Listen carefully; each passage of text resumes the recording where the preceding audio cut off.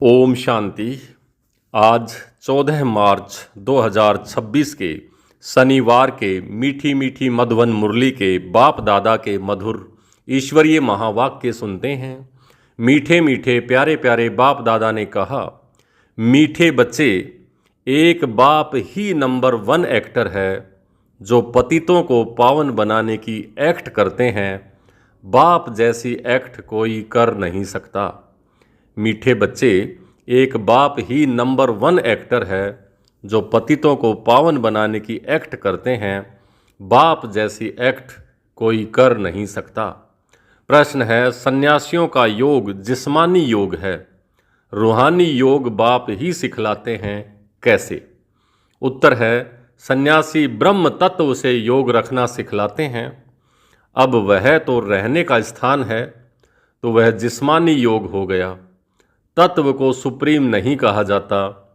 तुम बच्चे सुप्रीम रूह से योग लगाते हो, इसलिए तुम्हारा योग रूहानी योग है। यह योग बाप ही सिखला सकते, दूसरा कोई भी सिखला न सके, क्योंकि वही तुम्हारा रूहानी बाप है। गीत चला, तू प्यार का सागर है, तेरी एक बूंद के प्यासे हम। ओम शांति। बच्चे, बहुत लोग कहते हैं ओम शांति अर्थात अपनी आत्मा की पहचान देते हैं, परंतु खुद समझ नहीं सकते। ओम शांति का अर्थ बहुत निकालते हैं। कोई कहते हैं ओम माना भगवान, परंतु नहीं, वह आत्मा कहती है ओम शांति। अहम आत्मा का स्वधर्म है ही शांत, इसलिए कहते हैं मैं हूँ शांत स्वरूप। यह मेरा शरीर है जिससे हम काम करते हैं। कितना सहज है। वैसे बाप भी कहते हैं ओम शांति, परंतु मैं सबका बाप होने के कारण, बीज रूप होने के कारण भी जो रचना रूपी झाड़ है, कल्प वृक्ष, उसके आदि मध्य अंत को जानता हूँ। जैसे तुम कोई भी झाड़ देखो तो उसके आदि मध्य अंत को जान जाओ। वह बीज तो जड़ है, तो बाप समझाते हैं यह कल्प वृक्ष है। इसके आदि मध्य अंत को तुम नहीं जान सकते, मैं जानता हूँ। मुझे कहते ही हैं ज्ञान का सागर। मैं तुम बच्चों को बैठ आदि मध्य अंत का राज समझा रहा हूँ। यह जो नाटक है, जिसको ड्रामा कहा जाता है, जिसके तुम एक्टर्स हो, बाप कहते हैं मैं भी एक्टर हूँ। बच्चे कहते हैं हे बाबा पतित पावन, एक्टर बन आओ, आकर पतितों को पावन बनाओ। अब बाप कहते हैं मैं एक्ट कर रहा हूँ, मेरा पार्ट सिर्फ इस संगम समय पर ही है। सो भी मुझे अपना शरीर नहीं है, मैं इस शरीर के द्वारा एक्ट करता हूँ। मेरा नाम शिव है। बच्चों को ही तो समझाएंगे ना। पाठशाला कोई बंदरों व जानवरों की तो नहीं होती, परंतु बाप कहते हैं कि इन 5 विकारों के होने के कारण शकल तो मनुष्य जैसी है, लेकिन कर्तव्य बंदरों जैसे हैं। बच्चों को बाप समझाते हैं कि पतित तो सब अपने को कहलाते ही हैं, परंतु यह नहीं जानते कि हमको पतित कौन बनाते हैं और पावन फिर कौन आकर के बनाते हैं। पतित पावन है कौन, किसको बुलाते हैं, कुछ भी समझ नहीं सकते। यह भी नहीं जानते हैं कि हम सब एक्टर्स हैं। हम आत्मा यह चोला लेकर पार्ट बजाती हैं। आत्मा परम धाम से आती है, आकर पार्ट बजाती है। भारत के ऊपर ही सारा खेल बना हुआ है। भारत पतित किसने बनाया? रावण ने। गाते भी हैं कि रावण का लंका पर राज्य था। बाप बेहद में ले जाते हैं, हे बच्चों, यह सारी सृष्टि अब बेहद का टापू है। वह तो हद की लंका है, इस बेहद के टापू पर रावण का राज्य है। पहले राम राज्य था, अब रावण राज्य है। बच्चे कहते हैं बाबा राम राज्य कहाँ था? बाप कहते हैं बच्चे वह तो यहाँ था ना, जिसको सब चाहते हैं। तुम भारतवासी आदि सनातन देवी देवता धर्म के हो, हिंदू धर्म के नहीं हो। मीठे मीठे सिकलिदे लाडले बच्चों, तुम ही पहले पहले भारत में थे। तुमको वह सतयुग का राज्य किसने दिया था? जरूर हेवनली गॉड फादर ही यह वर्षा देंगे। बाप समझाते हैं कि कितने और धर्मों में कन्वर्ट हो गए हैं। मुसलमानों का जब राज्य था तो बहुतों को मुसलमान बनाया। क्रिश्चियन का राज्य था तो बहुतों को क्रिश्चियन बनाया। बौद्धियों का तो यहाँ राज्य भी नहीं हुआ तो भी बहुतों को बौद्धि बनाया, कन्वर्ट किया है अपने धर्म में। आदि सनातन धर्म जब प्राय लोप हो जाए तब तो फिर उस धर्म की स्थापना हो। तो बाप तुम सभी भारतवासी बच्चों को कहते हैं कि मीठे मीठे बच्चे, तुम सब आदि सनातन देवी देवता धर्म के थे। तुमने 84 जन्म लिए, ब्राह्मण, देवता, क्षत्रिय, वैश्य, शूद्र वर्ण में आए। अब फिर ब्राह्मण वर्ण में आए हो देवता वर्ण में जाने के लिए। गाते भी हैं ब्राह्मण देवताय नमः। पहले ब्राह्मणों का नाम लेते हैं। ब्राह्मणों ने ही भारत को स्वर्ग बनाया है। ये है ही भारत का प्राचीन योग। पहले पहले जो राजयोग था जिसका गीता में वर्णन है, गीता का योग किसने सिखाया था यह भारतवासी भूल गए हैं। बाप समझाते हैं कि बच्चे, योग तो मैंने सिखाया था, ये है ही रूहानी योग, बाकी सब है जिस्मानी योग। सन्यासी आदि जिस्मानी योग सिखलाते हैं कि ब्रह्म से योग लगाओ, वह तो रोंग हो जाता है। ब्रह्म तत्व तो रहने का स्थान है, वह कोई सुप्रीम रूह नहीं ठहरा। बाप को भूल गए हैं, तुम भी भूल गए थे, तुम अपने धर्म को भूल गए हो। यह भी ड्रामा में नूंद है। विलायत में योग था नहीं, हठयोग और राजयोग यहाँ ही है।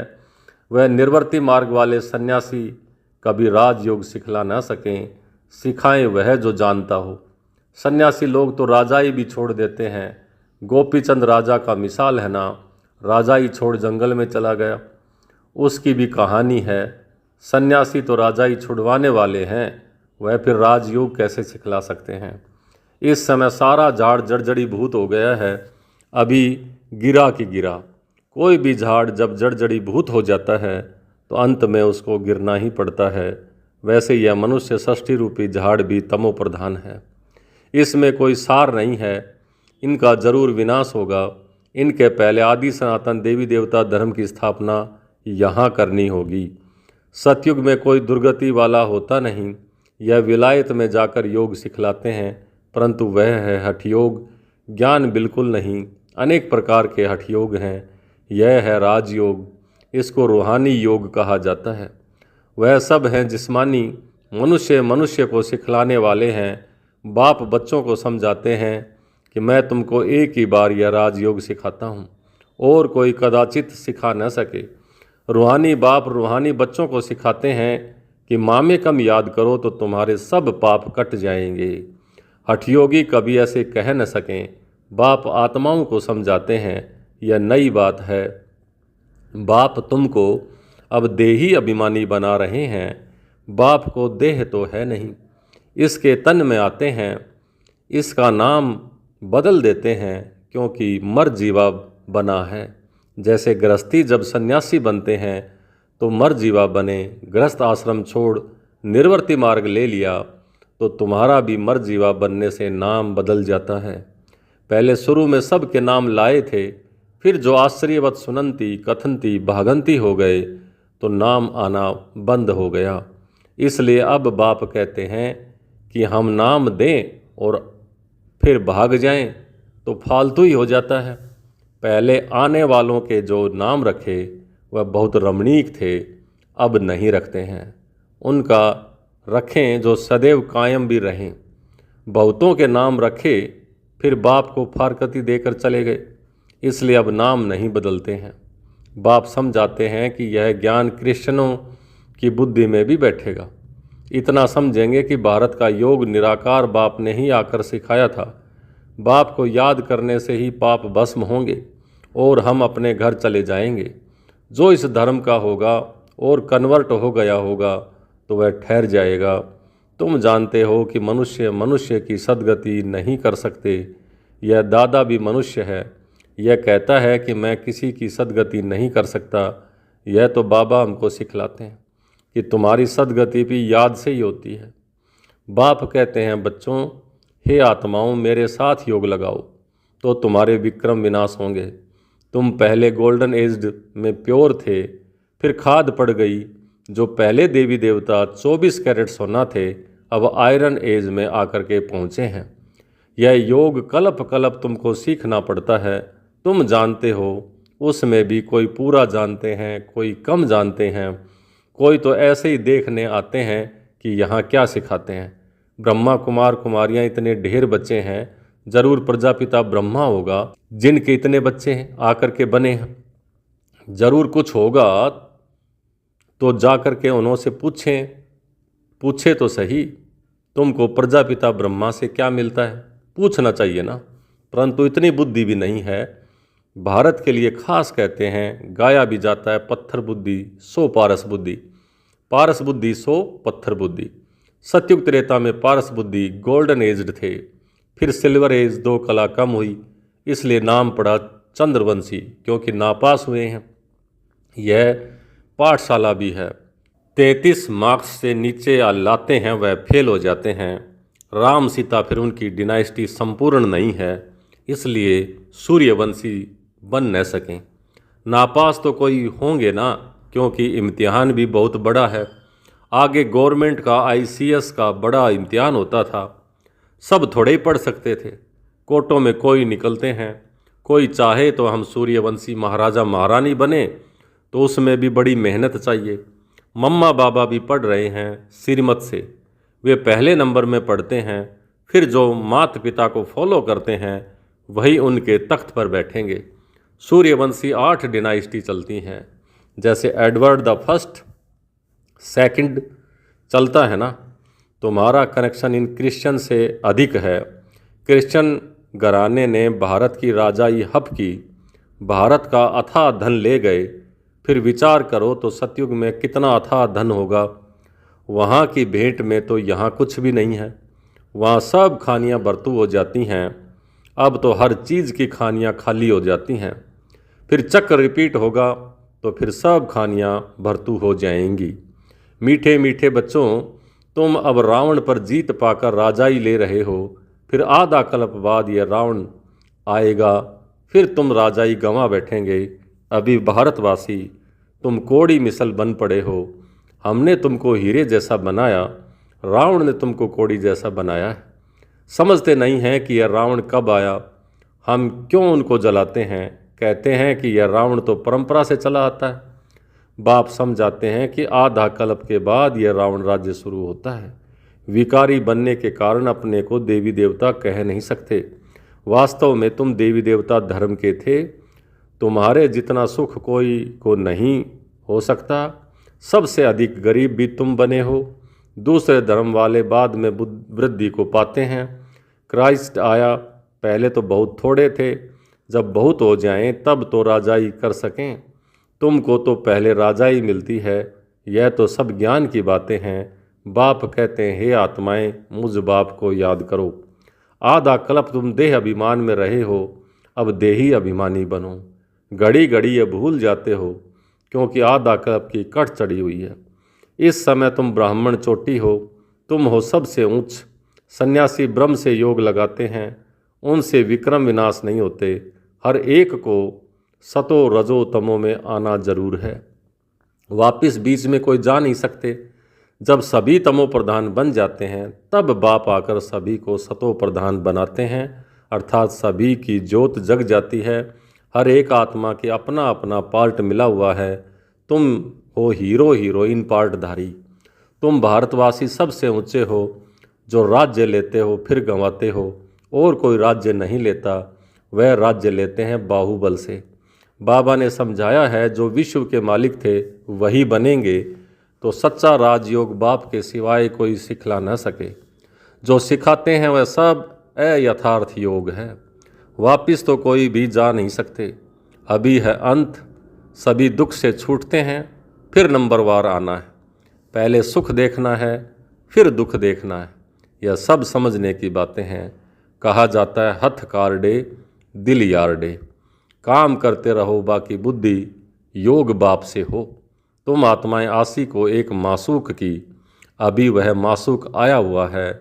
सभी आत्माओं सजनियों को गुल गुल बनाए ले जाएंगे। बेअद का साजन बेअद की सजनियां हैं। कहता है, मैं सबको ले जाऊंगा, फिर नंबरवार पुरुषार्थ अनुसार जाकर पद पाएंगे। बल गृहस्थ व्यवहार में रहो, बच्चों आदि को संभालो। हे आत्मा, तुम्हारी दिल अब बाप की तरफ है, यही याद की प्रैक्टिस करते रहो। बच्चे जानते हैं अभी हम स्वर्गवासी बनते हैं, बाप को याद करने से। स्टूडेंट को तो बहुत खुशी में रहना चाहिए, यह तो बड़ा सहज है। ड्रामानुसार सबको रास्ता बताना है, कोई से डिबेट करने की दरकार नहीं है। अभी तुम्हारी बुद्धि में सारी नॉलेज आ गई है। मनुष्य बीमारी से छूटते हैं तो बधाइयाँ देते हैं, यहाँ तो सारी दुनिया रोगी है। थोड़े समय में जय जयकार हो जाएगी। अच्छा, मीठे मीठे शिकल दे बच्चों प्रति मात पिता बाप दादा का याद प्यार और गुड मॉर्निंग। रूहानी बाप की रूहानी बच्चों को नमस्ते। हम रूहानी बच्चों की रूहानी बाप दादा को याद प्यार, गुड मॉर्निंग और नमस्ते। नमस्ते मीठे बाबा, बहुत बहुत शुक्रिया आपका। धारणा के लिए मुख्य सार। पहला, एक सच्चे सच्चे आशिक बन हाथों से काम करते बुद्धि से मासूक को याद करने की प्रैक्टिस करनी है। बाप की याद से हम स्वर्गवासी बन रहे हैं, इस खुशी में रहना है। दूसरा, सूर्यवंशी डिनाइस्टी में तख्त नसीन बनने के लिए माता पिता को पूरा पूरा फॉलो करना है। बाप समान नॉलेजफुल बन सबको रास्ता बताना है। आज का वरदान, ताज और तिलक को धारण कर बाप दादा के मददगार बनने वाले दिल तख्त नसीन भवै। ताज और तिलक को धारण कर बाप दादा के मददगार बनने वाले दिल तख्त नसीन भवै। जब कोई तख्त पर बैठते हैं तो तिलक और ताज उनकी निशानी होती है। ऐसे जो दिल तख्त नसीन हैं उनके मस्तक पर सदैव अविनाशी आत्मा की स्थिति का तिलक दूर से ही चमकता हुआ नजर आता है। सर्व आत्माओं के कल्याण की शुभ भावना उनके नैनों से व मुखड़े से दिखाई देती है। उनका हर संकल्प, चलन और कर्म बाप के समान होता है। स्लोगन, सरल याद के लिए सरलता का गुण धारण करो, संस्कारों को सरल बनाओ। सरल याद के लिए सरलता का गुण धारण करो, संस्कारों को सरल बनाओ। ये अव्यक्त इशारे निश्चय के फाउंडेशन को मजबूत कर सदा निर्भय और निश्चिंत रहो। विजयी बनने का फाउंडेशन है निश्चय। फाउंडेशन अगर पक्का है तो बिल्डिंग हिल नहीं सकती। निश्चिंत रहते हैं, लेकिन सिर्फ बाप में ही निश्चय नहीं, अपने आप में भी निश्चय हो और ड्रामा में भी निश्चय। वह ड्रामा वाह, अगर ड्रामा में निश्चय होगा तो अकल्याण की बात भी कल्याण में बदल जाएगी। अच्छा, ओम शांति।